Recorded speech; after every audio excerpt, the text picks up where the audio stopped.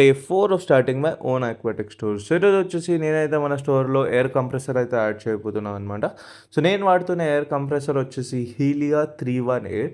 So ఈ బాక్స్‌లో మొత్తం 5 ఐటెమ్స్ వస్తాయి. ఫస్ట్ వచ్చేసి యూజర్ మాన్యువల్, ఒక పైప్, ఒక 6 వే స్ప్లిటర్, ఇంకా ఒక చిన్న నాజిల్ అండ్ ఫైనల్లీ మన ఎయిర్ కంప్రెసర్ అయితే వస్తది. సో నేను వాడుతున్న ఎయిర్ కంప్రెసర్ వచ్చేసి 45 వోల్ట్స్ ఎయిర్ కంప్రెసర్ అనమాట. సో ఈజీగా 15-20 ట్యాంక్స్ మనం ఫిట్ చేసుకోవచ్చు అనమాట. సో ఈ ఎయిర్ కంప్రెసర్ అనేది అవుట్‌పుట్ జనరేట్ చేస్తది 70 లీటర్స్ పర్ మినిట్. సో చాలా బాగా స్ట్రాంగ్ ఉంటది. ప్రెషర్ అనేది చాలా మంచిగా వస్తది.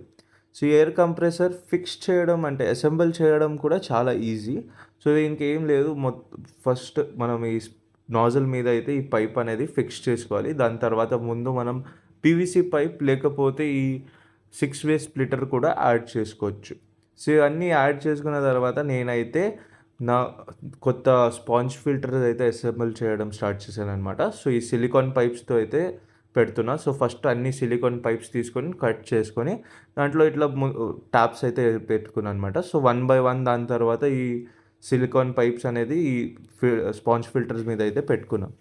సో దాని తర్వాత మనమైతే డే 5లో ఒక పీవీసీ పైప్స్‌లో హోల్ చేసుకొని ఇవన్నీ అయితే ఫిక్స్ చేయడం అయితే స్టార్ట్ చేద్దాం. Thank you for watching.